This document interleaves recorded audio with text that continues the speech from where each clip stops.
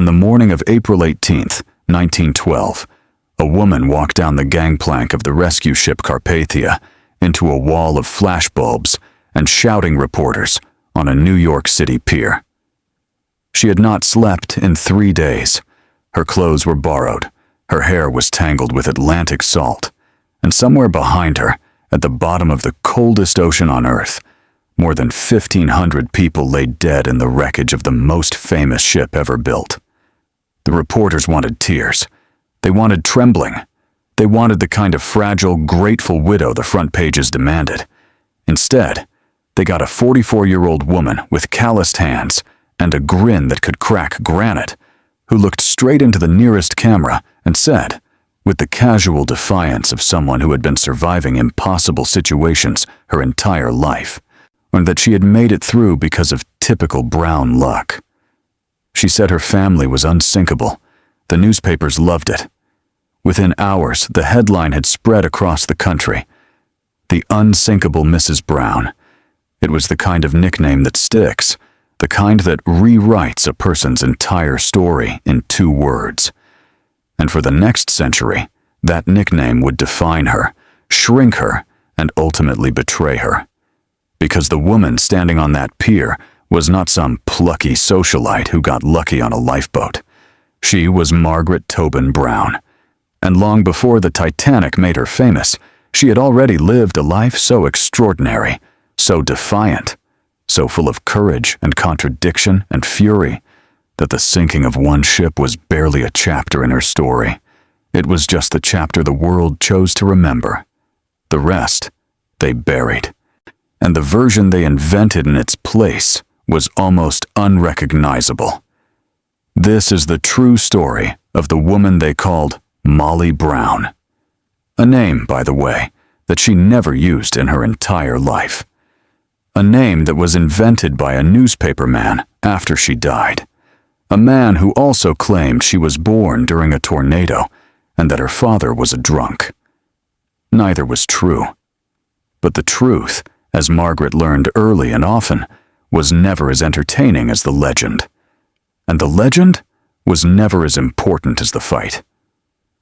Her fight started in a 3-room cottage on the banks of the Mississippi River in Hannibal, Missouri, the same small town where a boy named Samuel Clemens had grown up decades earlier and reinvented himself as Mark Twain. The town bred dreamers and storytellers, people who looked at the brown water rolling past their doorstep and imagined worlds beyond the bend. Margaret Tobin was born there on July 18th, 1867, and the world she was born into had very little room for a girl with big ideas. Her parents, John and Johanna Tobin, were Irish immigrants. Her father worked at the Hannibal Gas Works, a laboring man whose hands were never clean and whose paycheck was never enough. The family lived in an area known locally as Denkler's Alley, a cluster of tiny houses on dirt streets, where the Irish families packed in tight, keeping their livestock in the basement rooms next to the kitchen because they could not afford barns. But the Tobins had something that money could not buy and poverty could not destroy. They had a fierce belief in education, in civic duty, and in the idea that no human being was worth less than any other.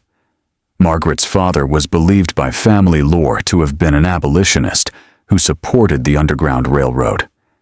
The children grew up being taught that it was their moral obligation to help those who were marginalized, whether Irish Catholic or black, whether poor or powerless.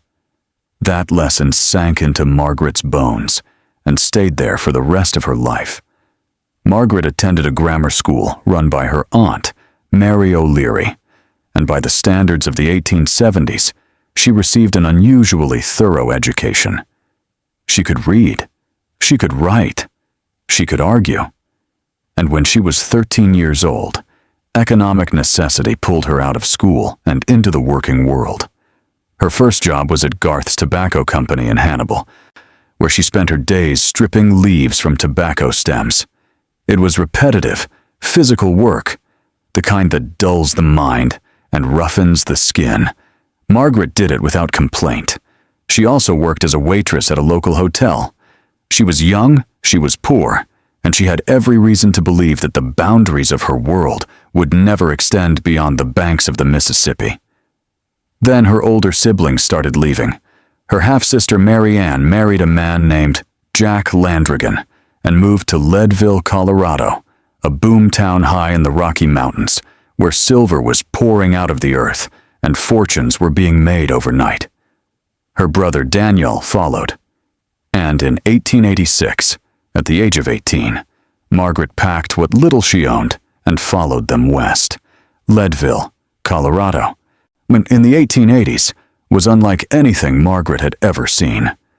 Perched at over 10,000 feet above sea level, it was one of the highest cities in North America, a place where the air was thin, the winters were merciless, and the streets were packed with miners, gamblers, fortune seekers, and dreamers from every corner of the world.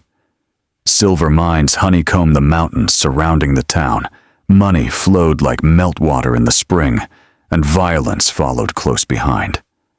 Margaret moved in with her brother Daniel in a cramped two-room log cabin and found work at a local store. She was a long way from Hannibal. She was alone, she was poor, and she had no connections, no inheritance, and no safety net. What she did have was a personality that could fill a room like dynamite fills a mine shaft. It was in Leadville that she met James Joseph Brown. J.J. Brown was 12 years older than Margaret, a self-educated mining engineer from Pennsylvania who had come to Colorado with nothing and was slowly, methodically, working his way up through the mining industry. He was not rich. He was not flashy. He was a quiet, serious man who understood rock formations and ore veins the way poets understand language. Margaret later wrote about the moment she had to choose between marrying for money or marrying for love. Her words have survived the century because they cut straight to the heart of who she was. She said she had wanted a rich man, but she loved Jim Brown, and she decided she would be better off with a poor man she loved than a wealthy one whose money had attracted her. So she married Jim Brown. They wed on September 1st, 1886, at Leadville's Church of the Annunciation. She was 19. He was 31. They set up housekeeping in a modest home near the mines and started building a life together. Their first child, a boy named Lawrence, arrived in 1887. A daughter, Helen, followed in 1889. Even as a young wife and mother in a rough mining town, Margaret could not sit still. She threw herself into community work, helping to establish soup kitchens for the families of miners who had been injured or killed in the notoriously dangerous underground shafts. She worked with local women to improve schools. She became involved with the early women's suffrage movement in Colorado, one of the first states where the fight for female voting rights was gaining real traction.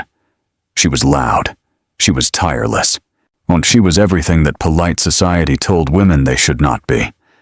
And then, in 1893, everything changed. J.J. Brown had been working for the Ibex Mining Company, contributing his engineering expertise to their operations at the Little Johnny mine. The mine had been producing silver, but deeper in the earth, J.J. suspected there was something more valuable. He devised new engineering methods to reach ore deposits that conventional techniques could not access. He was right.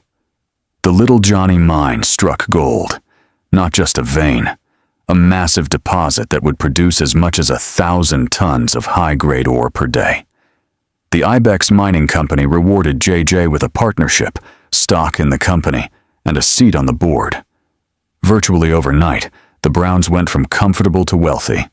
The strike was worth millions.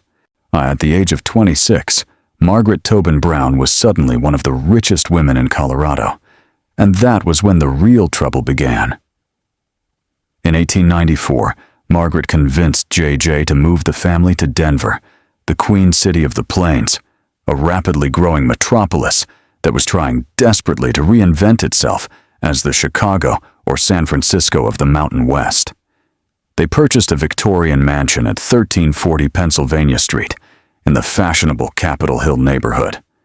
The house, designed by notable Denver architect William Lang, was 3 stories tall, built of Colorado lava stone with sandstone trim. It had 4 fireplaces, electric lighting, indoor plumbing, central heating, and a telephone. 2 stone lion statues guarded the front porch, giving the house its informal name, the House of Lions. Margaret decorated the interior with lavish furnishings and souvenirs from the travels she was already beginning to take around the world. She spared no expense. She wanted the house to announce that the Browns had arrived, and Denver noticed, but Denver did not welcome them. At the top of Denver's social hierarchy sat a woman named Louise Sneed Hill, the self-appointed queen of the city's elite. Hill presided over an exclusive circle known as the Sacred 36, a group of families she deemed worthy of attending her private bridge parties and dinners. The number was supposedly based on the capacity of her parlor. If you fit inside Louise Hill's living room, you mattered. If you did not, you were nobody. Margaret Brown did not fit. The reasons were layered and ugly, the kind of social cruelty that hides behind crystal glasses and calling cards. The Browns were new money. They had earned their fortune in mines, which was considered vulgar. Margaret was Irish Catholic in a social world dominated by old-line Protestant families. She was loud, opinionated, and refused to play the demure, agreeable role expected of wealthy wives. She wore big hats. She told stories that made some people laugh and others clutch their pearls. She cared more about soup kitchens than soirees. Louise Hill reportedly found Margaret brash. The Sacred 36 closed ranks. Invitations did not arrive. Doors that opened for every other millionaire's wife in Denver remained shut for Margaret Brown. Margaret's response to being rejected by Denver's elite was not to sulk or scheme her way in. It was to build something better. When she became a founding member of the Denver Women's Club, an organization that, instead of hosting card games, dedicated itself to education, philanthropy, and the advancement of women's rights. While Louise Hill and her Sacred 36 played bridge, Margaret Brown was working with Judge Ben Lindsay to establish one of the first juvenile courts in the United States, a legal innovation so successful that it became a model adopted nationwide. She raised funds for the Cathedral of the Immaculate Conception. She helped build and expand St. Joseph's Hospital. She funded playgrounds and summer schools for poor children at Denver's Riverfront Park. She championed the rights of mine workers whose dangerous labor underground had made families like hers wealthy. She co-founded a branch of the Alliance Française in Denver to promote French culture and arts education.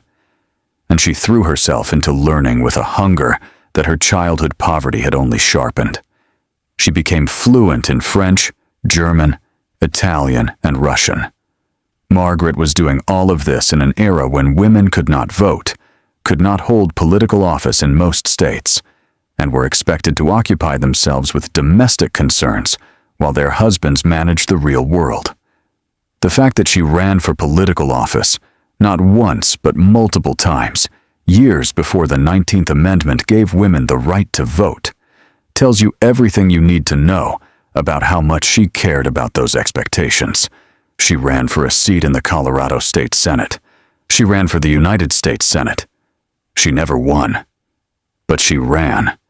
And in doing so, she became one of the first women in America to seek federal office, a fact that history has largely forgotten in favor of stories about lifeboats and big hats. Her activism put enormous strain on her marriage. J.J. Brown held traditional views about the role of women and had little interest in the social and political life that consumed Margaret. The two began to drift apart. After 23 years of marriage, they privately signed a separation agreement in 1909. They never officially divorced. Margaret received a monthly allowance of $700, a trust fund, and the freedom to continue her travels and political work. Despite the separation, the two remained friends. When J.J. died of heart failure in 1922, Margaret told reporters she had never met a finer, bigger, or more worthwhile man. When the grief was genuine. So was the legal battle that followed. J.J. died without a will, and the fight over his estate between Margaret and her own children was bitter and prolonged. The family that had been forged in a 2-room cabin in Leadville was fractured by the money that cabin's proximity to gold had eventually produced. But all of that was still in the future. In the spring of 1912, Margaret was living a life that would have been unrecognizable to the tobacco-stripping girl from Hannibal. She was wealthy, separated, worldly, and restless. She had traveled to Egypt as part of the John Jacob Astor party, one of the most glamorous social circles in the Western world. John Jacob Astor IV was the richest man on the Titanic and one of the richest men alive. That Margaret traveled in his orbit tells you how far she had come from Denkler's Alley.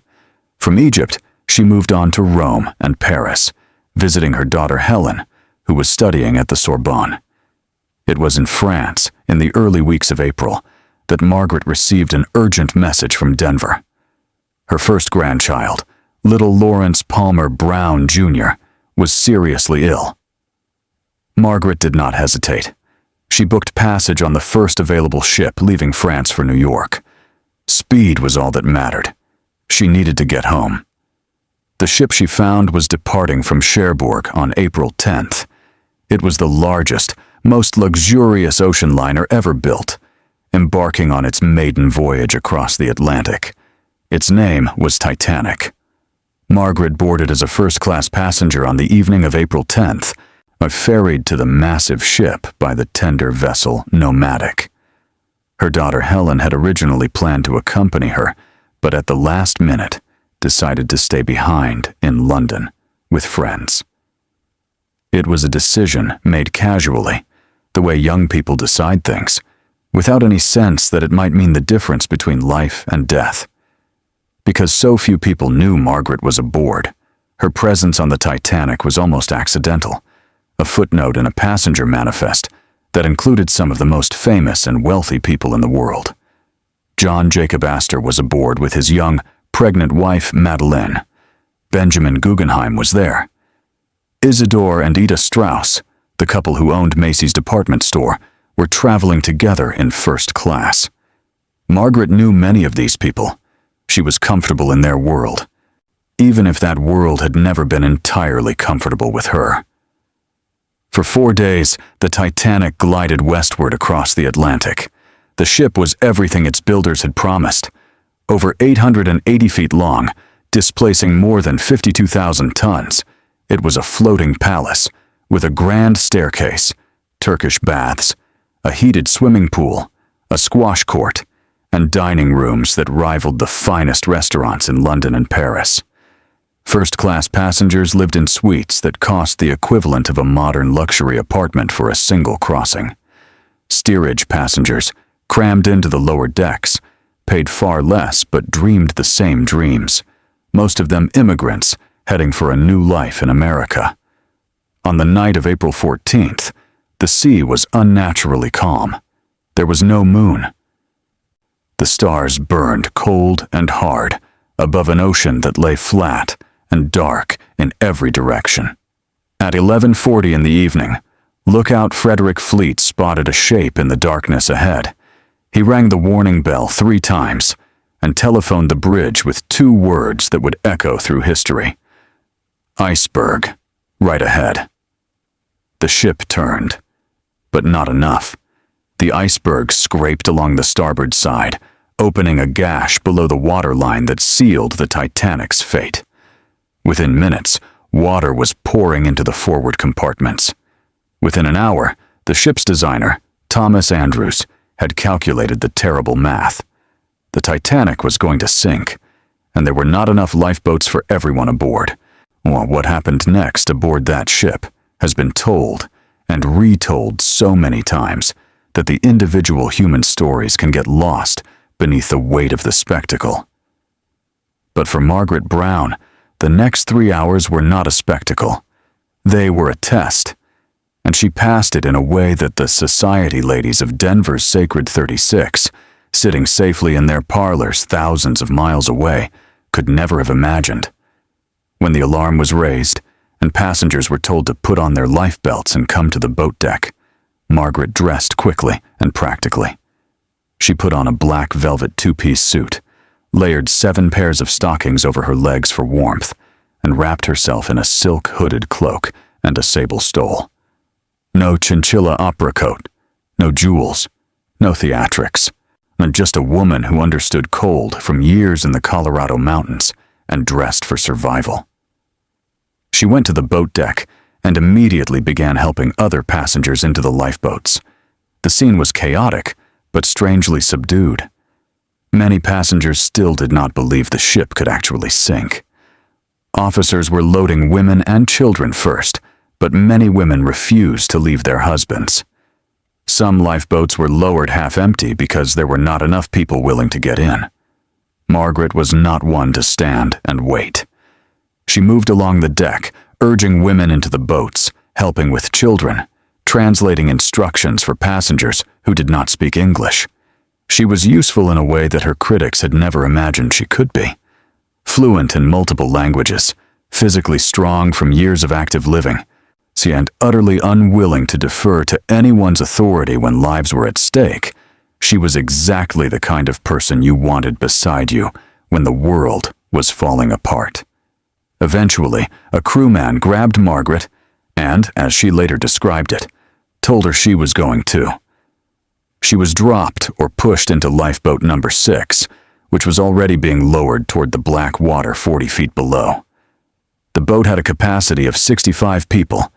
It left the Titanic with approximately 24 aboard, 21 women, 2 men, and a boy. More than 40 empty seats that could have held 40 more lives.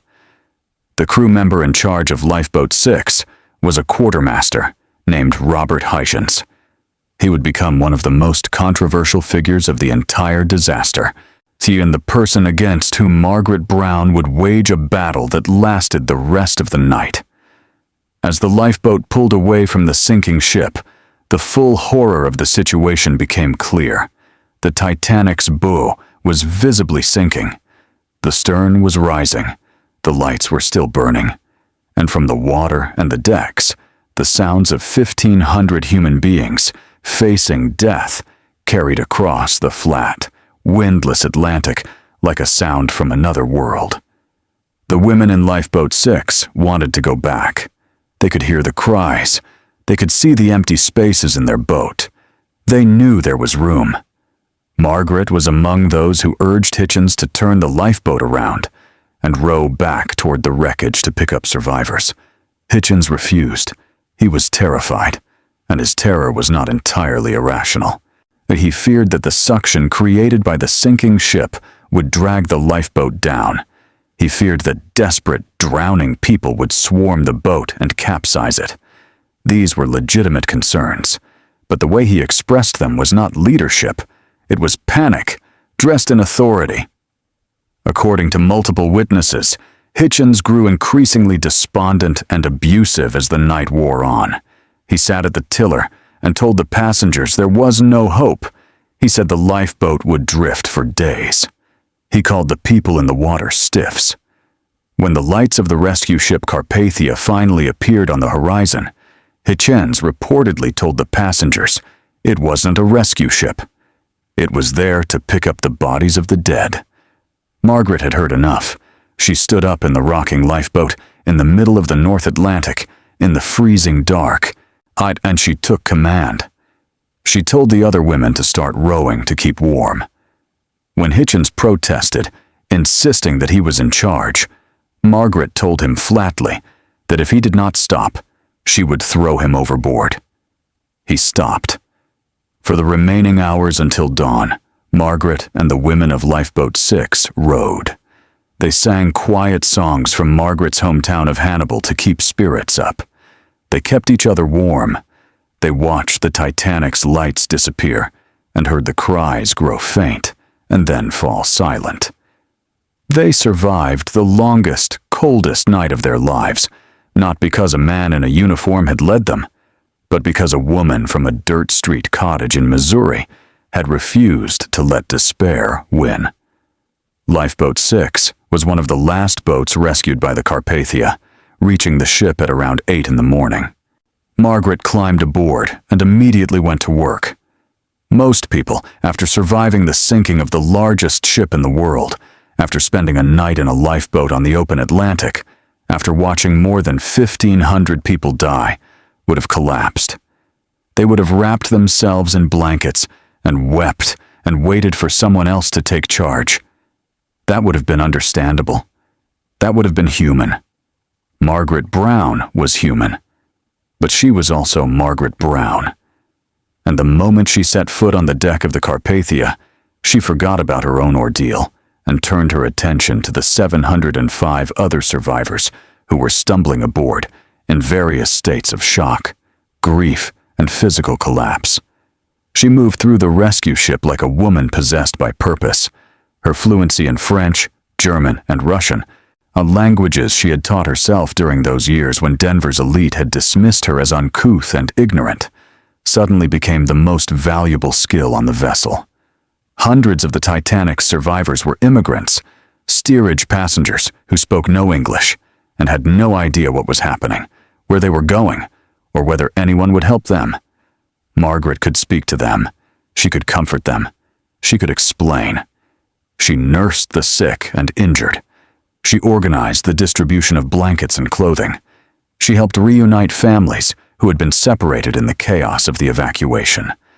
And while the Carpathia plowed through icy waters toward New York, Margaret did something that would define the rest of her public life. She organized. Together with other first-class survivors, she formed the Survivors Committee and was elected its chair. The committee's mission was simple and urgent. The wealthiest passengers had lost nothing that could not be replaced. The poorest passengers had lost everything, including, in many cases, the breadwinners of their families. Husbands and fathers who had gone down with the ship left behind wives and children who were now arriving in a foreign country with no money, no connections, and no plan. By the time the Carpathia docked in New York on the night of April 18th, Margaret had raised nearly $10,000 for destitute survivors. $10,000 in 1912 was an enormous sum, enough to provide immediate relief for dozens of families. She had accomplished this while still wearing borrowed clothes, while still processing her own trauma, and while still carrying the salt of the Atlantic in her hair. She also refused to leave the Carpathia until every single Titanic survivor had been met by friends, family, or medical assistance. The last person off was Margaret Brown, making sure no one had been forgotten. The press descended on her like seagulls on bread. Margaret gave interviews with a combination of humor and gravity that captivated the nation. To her daughter, she wrote a letter that captured her personality in a single line. After being brined, salted, and pickled in mid-ocean, she said she was now high and dry. To her attorney in Denver, she wired a telegram that was even more characteristic. "Thanks for the kind thoughts," she said. Water was fine and swimming good. The reporters called her the heroine of the Titanic. Congress talked about giving her a medal. The flowers and telegrams poured in from across the country. Margaret, overwhelmed but characteristically self-deprecating, wrote to her daughter that if she needed to call a specialist to examine her head, it was due to the title they had given her. Margaret insisted she had done nothing heroic. She had simply done her duty as she saw it. There was nothing she did, she said, that anyone else would not have done. But that was precisely the point. In a disaster that had exposed the worst of human nature, the cowardice of certain crew members, the rigid class system that condemned steerage passengers to death while first-class men climbed into lifeboats, the institutional arrogance that had put an unsinkable ship to sea without enough lifeboats, Margaret Brown had exposed the best. She had been brave when bravery cost something, and she had been kind when kindness required effort. She had been loud when silence would have been easier. These were the same qualities that Denver's Sacred 36 had despised. On May 29, 1912, Margaret presented a silver loving cup to Captain Arthur Rostron of the Carpathia and personally gave a medal to each member of his crew in recognition of their heroic rescue. She continued to serve on the Survivors Committee for years afterward, raising money for Titanic victims and their families, visiting the cemetery in Halifax, Nova Scotia, to place wreaths on the graves of those whose bodies had been recovered from the Atlantic, and lobbying for improved maritime safety regulations. She also helped erect the Titanic Memorial that stands in Washington, D.C., added a permanent monument to the men who had given their lives so that women and children could reach the lifeboats. It was a monument to chivalry, Margaret said, and she meant it. She had seen chivalry and cowardice on the same ship, sometimes in the same person, and she believed both deserved to be remembered. But there was one thing about the Titanic's aftermath that Margaret could not accept. She was not allowed to testify at the official hearings. The United States Senate convened an inquiry into the sinking almost immediately, calling witnesses from among the surviving officers, crew members, and passengers. Margaret Brown, who had been on the ship, who had led a lifeboat, who had organized relief for survivors, who spoke multiple languages and had observed the disaster from a unique vantage point, was not invited to speak. She was a woman, and in 1912, a woman's testimony was not considered necessary. Margaret's response was quintessentially hers. She wrote her own detailed account of the disaster and had it published in newspapers in Denver, New York, and Paris. If the Senate would not hear her, the world would read her. She pulled no punches. She described the failures in safety procedures, the insufficient number of lifeboats, the class-based discrimination in the evacuation, and the behavior of specific crew members, including, without mercy, the cowardice of Robert Hichens in Lifeboat 6. The Titanic had made Margaret Brown famous, but fame, she quickly learned, was a tool, and she intended to use it. In the years following the disaster, Aunt Margaret wielded her newfound celebrity like a weapon on behalf of every cause she had championed before the world knew her name. She talked about labor rights. She talked about women's suffrage. She talked about the education and protection of children. She had the nation's ear now, and she was not going to waste it on bridge parties and social climbing. In April of 1914, she threw herself into one of the most explosive labor disputes in American history. Miners at a coal operation in Ludlow, Colorado, owned by the Rockefeller family, had gone on strike for better conditions. The response from the mining company and the state militia was catastrophic.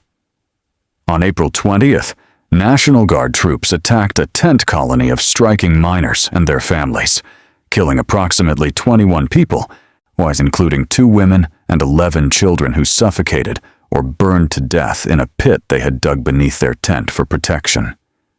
The event became known as the Ludlow Massacre, and it remains one of the darkest chapters in American labor history.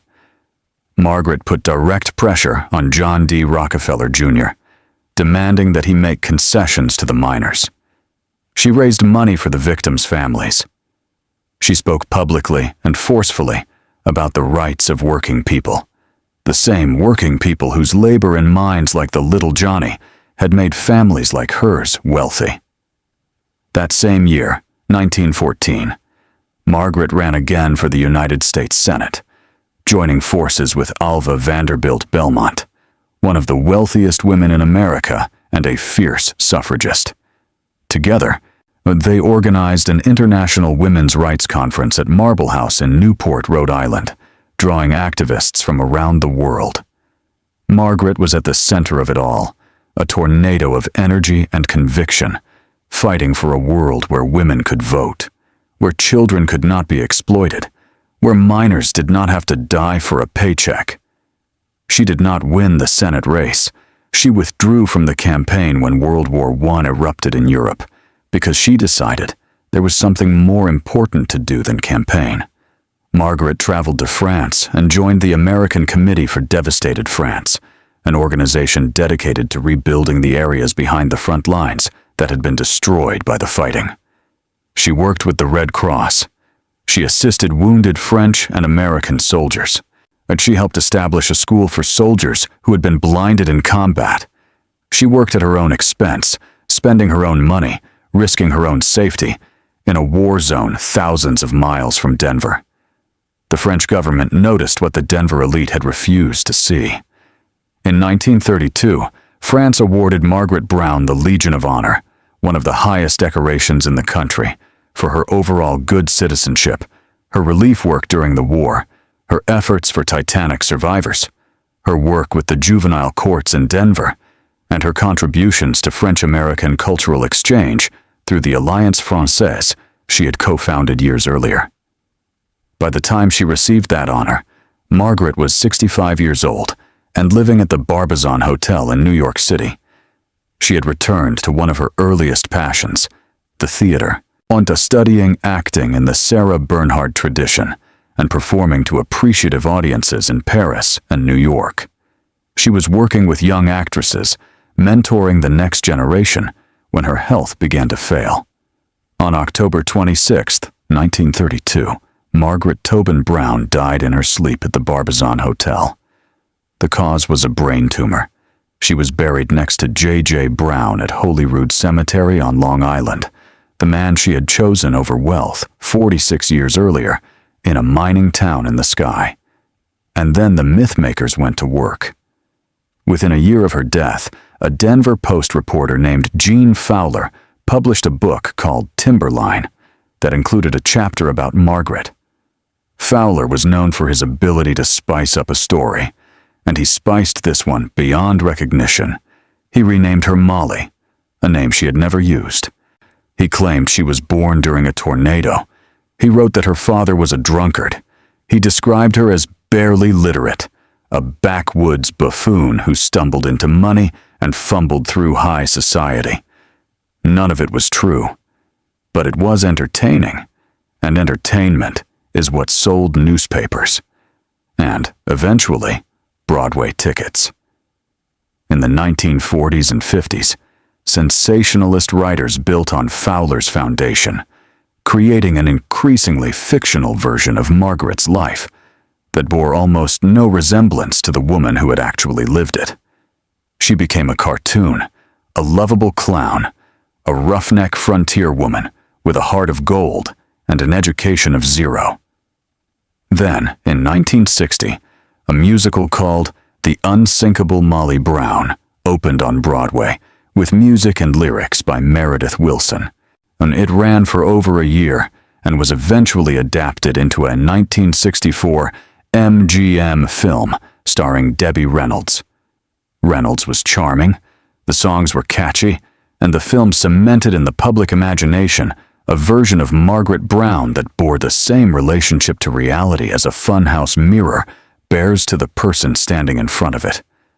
The musical showed a loud, lovable, barely educated woman who crashed her way into Denver society through sheer force of personality and then survived the Titanic through pluck and luck. It was an appealing story. It was also a lie. The real Margaret Brown was educated, multilingual, politically sophisticated, and deeply strategic. She did not crash into society. She chose to build alternatives to it. She did not stumble onto the Titanic. She booked passage deliberately to rush home to a sick grandchild. She did not survive by luck. She survived by competence, courage, and the refusal to let a panicking quartermaster condemn her lifeboat to despair. Even James Cameron's 1997 film Titanic, which depicted Margaret sympathetically through Kathy Bates's memorable performance, only scratched the surface. The film showed Margaret as a warm, funny outsider who helped Leonardo DiCaprio's fictional character navigate a first-class dinner. It was a nice scene. It was also a fraction of who she really was. The tragedy of Margaret Brown's legacy is not that she was forgotten. It is that she was remembered wrong. The name they gave her was wrong. The stories they told about her were wrong. The image of a brassy, uneducated frontier woman was wrong. And the decision to reduce one of the most accomplished, courageous, and consequential women in American history to a plucky Titanic survivor with a catchy nickname was an injustice that would have made Margaret furious. Because the truth is so much more interesting than the myth. The truth is that Margaret Brown was one of the first women in America to run for the United States Senate. The truth is that she helped establish one of the country's first juvenile courts. The truth is that she raised money for a cathedral, hospitals, playgrounds, and schools. The truth is that she spoke 5 languages, traveled the world, confronted Rockefeller over the Ludlow massacre, served in a war zone during World War I, and earned the French Legion of Honor. The truth is that she spent her entire life fighting for the rights of workers, women, and children, and she did it in an era when women were expected to be silent, obedient, and grateful. The truth is that she was not unsinkable because she survived a shipwreck. She was unsinkable because nothing, not poverty, not rejection, not the cruelty of Denver's elite, not the indifference of the United States Senate, not the chaos of war, not the freezing Atlantic, and not the systematic erasure of her real story after her death, could keep her down. And the mansion? The House of Lions at 1340 Pennsylvania Street in Denver. The mansion she purchased in 1894 and decorated with treasures from around the world. The mansion where she hosted fundraisers for the poor and the dispossessed. The mansion that the Sacred 36 pretended didn't exist. It still stands. Since 1971, it has been the Molly Brown House Museum, a name that perpetuates the one thing about her that was never true, but also preserves the house that Margaret lived in, loved in, fought from, and filled with a spirit so large that even the Sacred 36 could not ignore it forever. The museum tells her real story now. The visitors who walk through its rooms learn not about a cartoon character, but about a woman who changed the world. There is also a trail marker outside the museum, part of the National Votes for Women Trail, acknowledging Margaret's role in the fight for suffrage. The marker was stolen in November of 2023, because even now, more than 90 years after her death, Margaret's legacy cannot seem to stay put. It was found later that month. Margaret would have appreciated the irony. Back in Hannibal, Missouri, the 3-room cottage where Margaret was born survived for more than a century and a half, standing just blocks from the Mississippi River, across from the boyhood home of Mark Twain.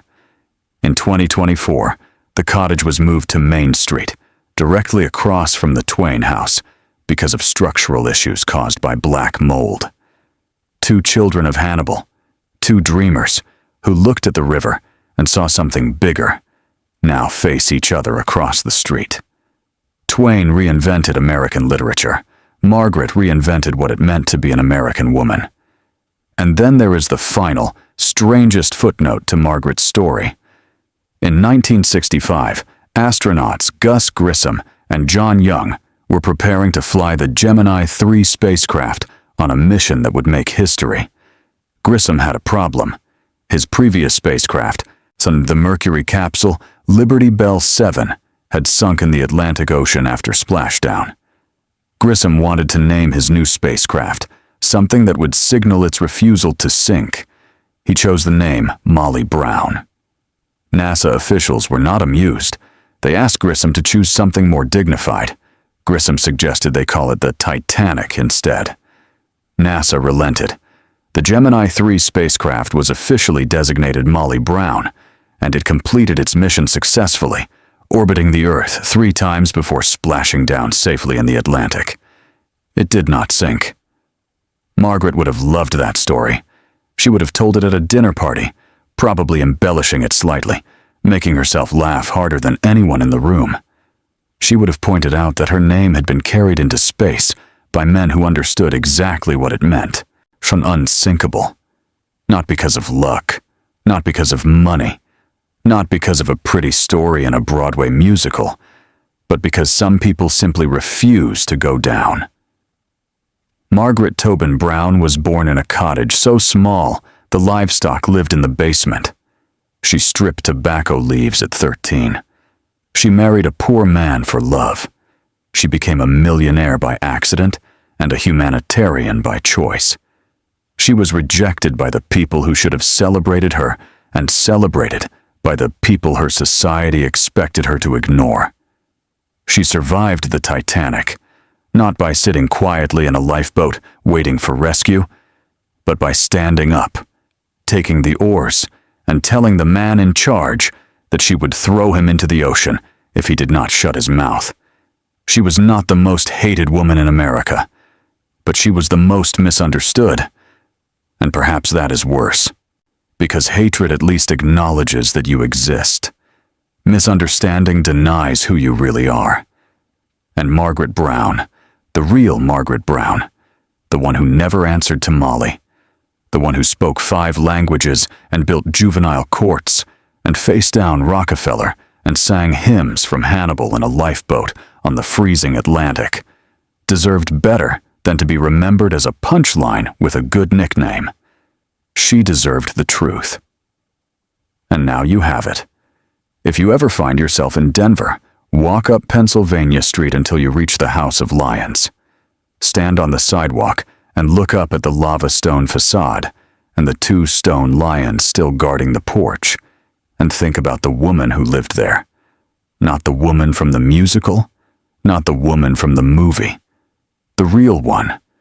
The one who was told she wasn't good enough, not educated enough, not refined enough, not quiet enough, and who responded to every one of those accusations by becoming more generous, more courageous, more determined, more impossible to ignore.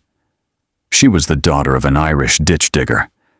She was the wife of a poor mining engineer. She was the scourge of Denver society.